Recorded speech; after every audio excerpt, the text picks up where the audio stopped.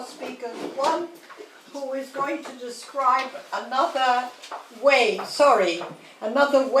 in which the 1% gets power, an important way, and then we have our final speaker who is Danny Glover. No, Danny is here. Okay, I thought I was just going to do this little... This is Didi. Hello. From QueerStrike. From QueerStrike. What used to be Wages Due Lesbians, but its name has updated it. Yeah, and we're lesbian, bisexuals, trans, queers in the Global Women's Strike in Guyana, the US and the UK. And we've been protesting and we're anti-capitalist. And I say that because there was also some debate at Occupy whether, to be anti-capitalist or not. We are definitely anti-capitalist.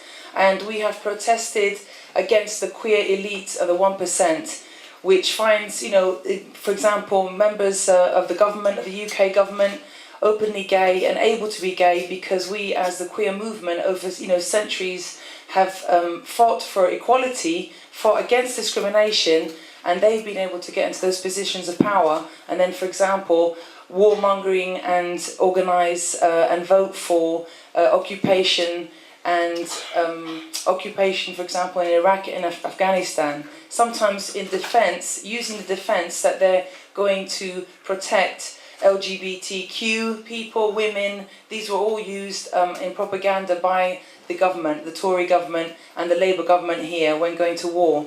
We also want to just tell people about a very good demonstration in the Occupy movement, queers in the Occupy movement. Occupy Los Angeles Queer Affinity Group, which includes different community groups, which Margaret sent forwarded to us, protested at the Human Rights Campaign that Goldman Sachs CEO and Lloyd Blankfein were being put forward in a fundraising gala, and there was a big protest. It's because they supported gay marriage equality that they were being put forward to, at the fundraising gala of the Human Rights Campaign. And there was a very good protest, which in fact Margaret attended in Los Angeles, against this. So, there is definitely a fight going on. There's a class war in the queer movement, like in other movements. Yeah.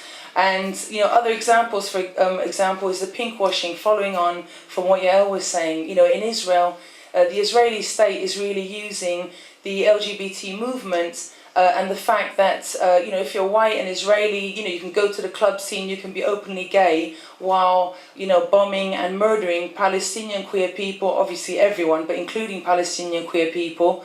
And we really are supporting, queer Palestinians and non-queer, everyone in Palestine against the occupation, against the genocide. And we've protested this pinkwashing of this genocide and the Israeli state. Along with Payday, we protested a LGBT conference being held there. They're trying to show how liberal they are.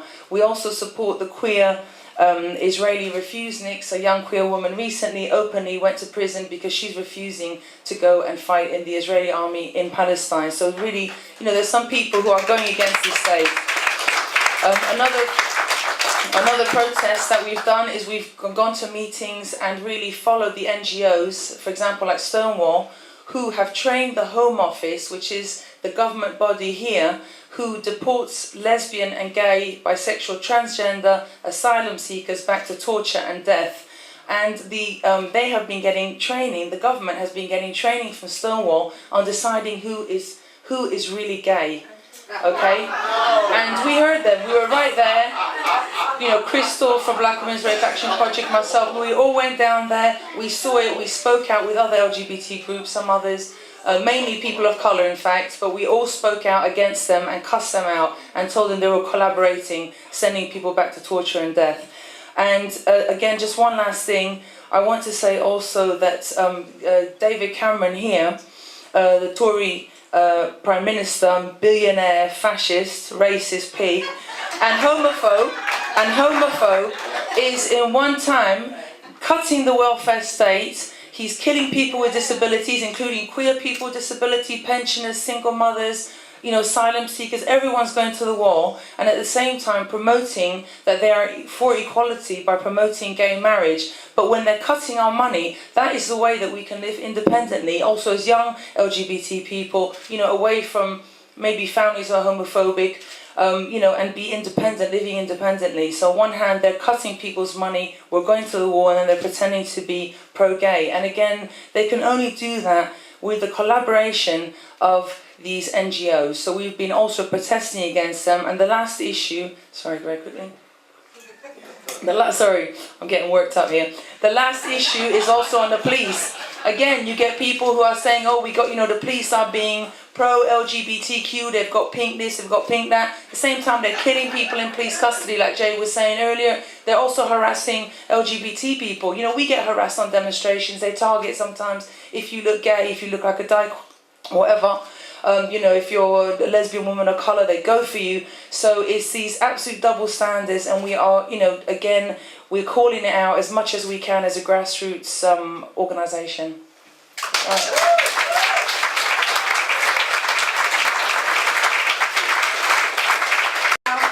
This conference is not big enough for us really to describe the 1% as thoroughly as we need to.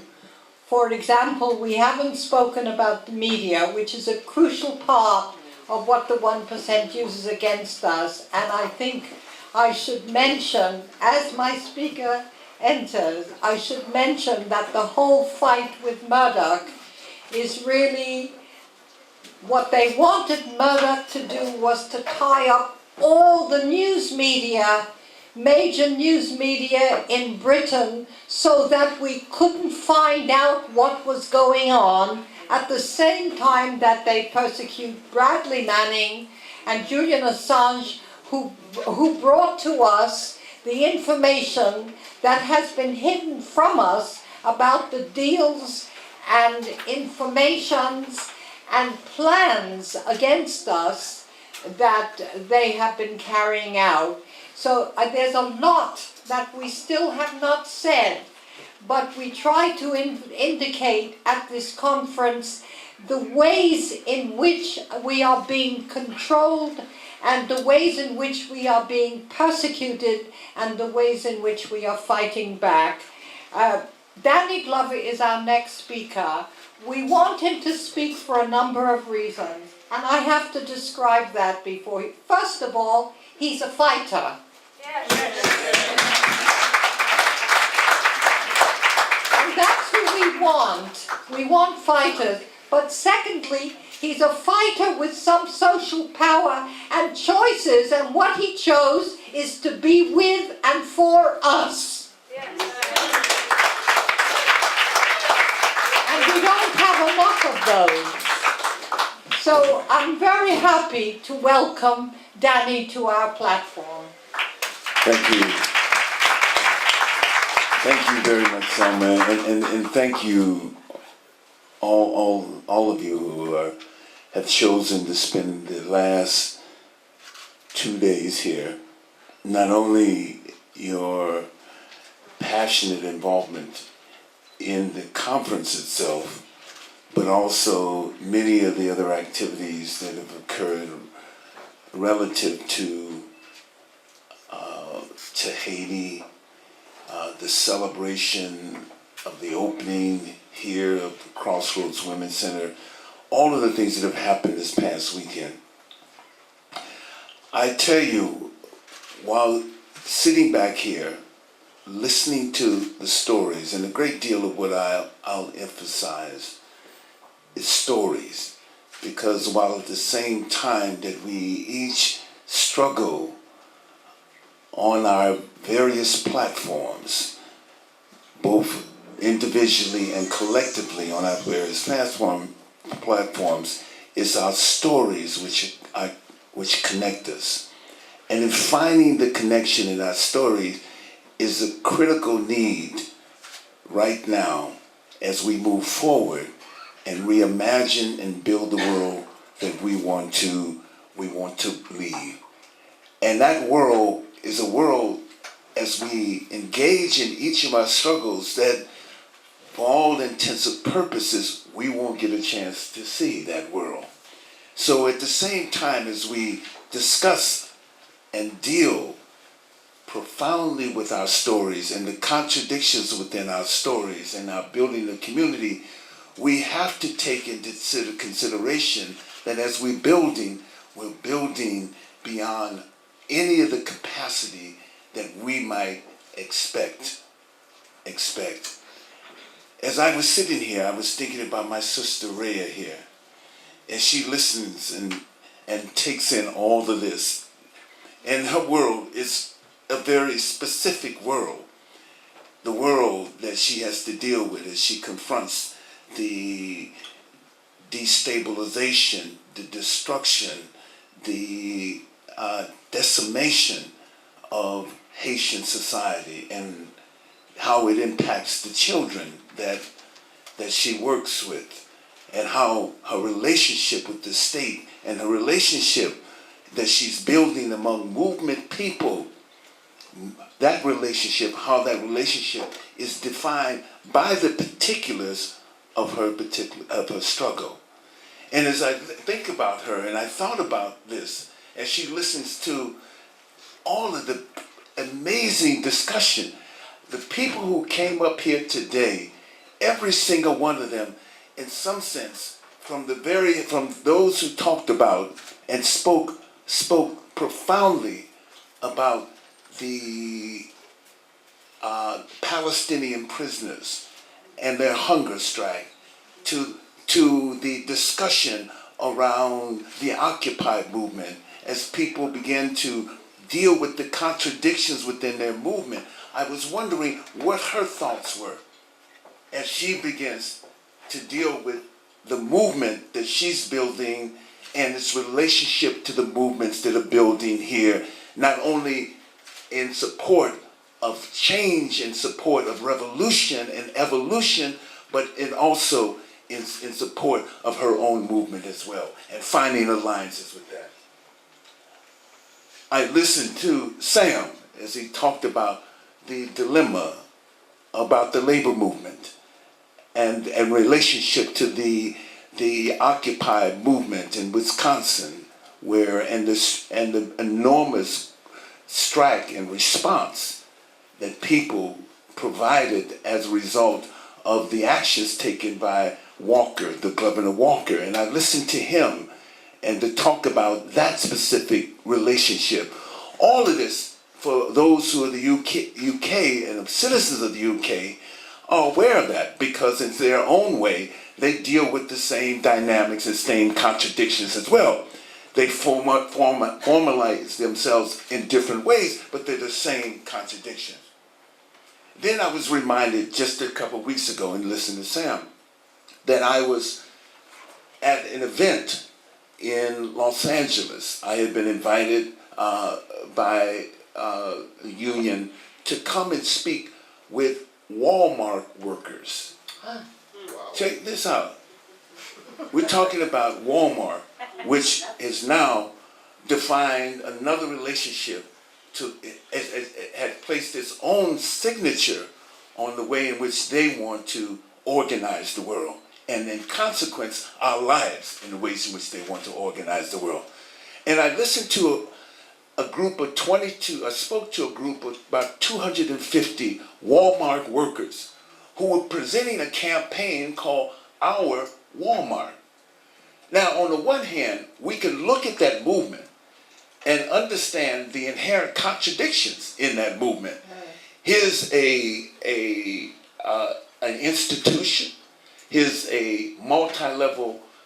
Here's a multinational organization, company, institution, which is now has a direct plan on this world. Its relationship is with state capitalism in China and any other place in which cheap labor can be used to make consumable goods and to sell those goods in a society obsessed with consumption at the same time. And as I talked to this, the idea of our Walmart, in a sense, was a political step for them. It was a step in their own nurturing, and also perhaps it may be allowed them to realize a step within the internal contradictions that they have to deal with. But at the same time, we have to support that effort in whatever way we can in growing and allow our own selves to grow, but allowing them to grow to the next step that they have to grow to. As we discuss whether it's the Occupy movement, we discuss what I just gave you, just example that I gave you, or if we discuss the increased revolutionary action of movement building in Haiti and wherever we are, whether it's India or wherever it are, it is profoundly important that we continue to realize and begin to decipher and realize in ourselves what is the role we play and what is the world we want to imagine. What is this world that we want to imagine? We know that it has to be anti-capitalistic. We know that it has to be that. We know that it has to form relationships that are caring relationships, or relationships that, as one of our friends has said, in growing our souls. It has to be about that. So it has to be engaged in this level of love, in this place of love, wherever we are, that we are only able to understand what is happening at the moment and realizing the profound opportunity we have at the moment and the inherent dialectics of the moment and contradictions in the moment, and at the same time begin to not lose sight of where we're going in this sense. Because there are going to be agent provocateurs, whether they're hired by agencies in which are there to undermine and destabilize and crush our passion. There are going to be that, but at the same time, there are going to be people that will have to be to understand the interconnectedness that we need to build, the interrelationships that we need to build, the service that we have to give, not only as we fight today, knowing that whatever we fight for today in our own time and space is something that we draw on our imaginative powers of what the future may lie before us. Those are my simple words in terms of my own understanding, because I sit here also on the other sense as a cultural worker, as someone who is concerned about how does the cultural production we do support not simply the reality that we live in, but and its contradictions, but also gives us some glimpse of the new possibility of relationships that are there. We were able to do a film that I was a part of. As a producer, a film that won the Sundance Grand Jury Prize about the war on drugs. Now, we simply talk about the war on drugs in the United States, and we understand that it's had an amazing and profound, devastating impact on communities of colors. But it doesn't exist, it did mothers. It's had an enormous impact on mothers and women. Women who get caught up in it, or women whose families now are torn asunder by the levels of distrust within the families, by all the various things. It's had an amazing impact. In fact, this film focuses a great deal not only of those people who are behind bars for long sentences, but also the mothers, the wives who now have to pull together the remnants of the community and have to begin at the same time to support the action, the action of changing the laws, which are continuing to undermine that community and continue to undermine levels of community. And when we have to understand that relationship to our relationship to that from a historical vantage point as well. That is simply just a war, that is not just a war on drugs, it is the war on the increased, enormous passion, developed, and growth of the movements that had now reached the point where they weren't able to create the dynamics and answers that were necessary for the contradictions that existed at that moment. If indeed the Black Power movement brought about in urban areas an increased response to capitalism and began to shape in its ideals different ways in which that community our communities can build and respond to this devastating capitalism, then at the sense that those young men and women who took on the courageous moment found themselves also in a situation, not only did they find themselves in a situation that they were fighting this system, but they found themselves in a situation also where the system itself, in terms of creating jobs for them through its process of deindustrialization, have left them open. And the only ways in which I left them not open, but left them at a point where they weren't able to respond and create a livelihood, and found themselves in drugs, and found themselves involved in drugs, and found themselves in the criminalization process that happens with that. Now, the criminalization process and imprisonment happens around drugs, but no one looks at the succeeding or the other elements of that which bring us to the point that they are in. If you understand what I'm saying. And I trust, I told Margaret, at the expense of me being fatigued, I hope that I'm not incoherent, and I'm trying not to be incoherent at the same time. But these are the questions that we have on our table right now. The questions that we must grapple with, and a great deal of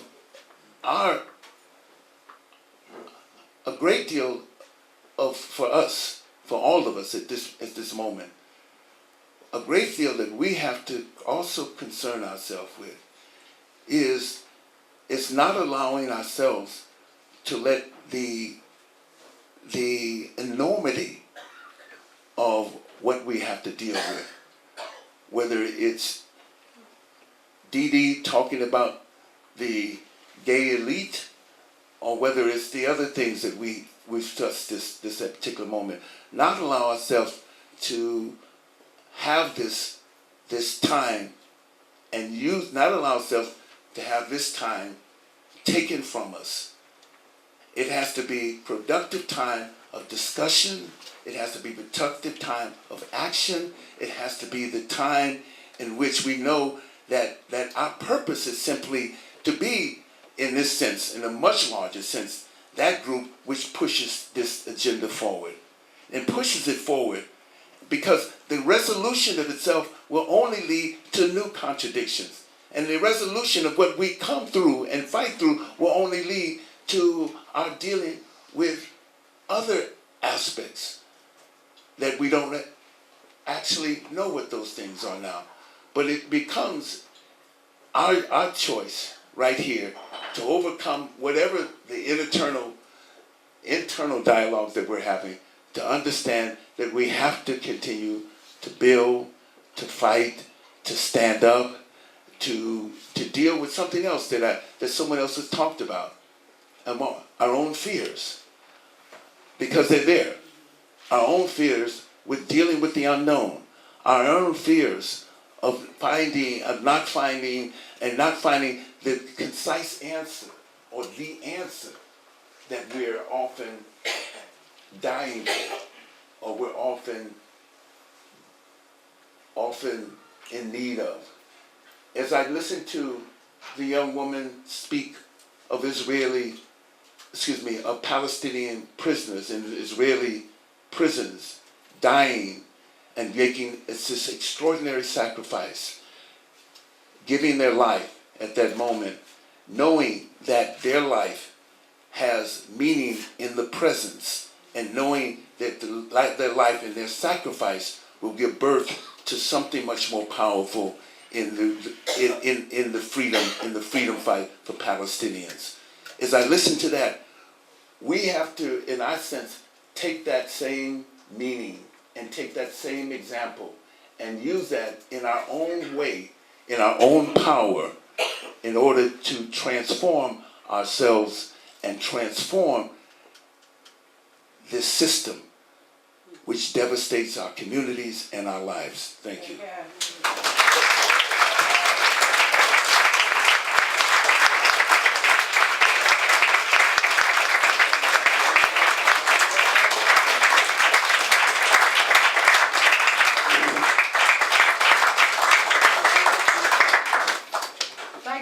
very much.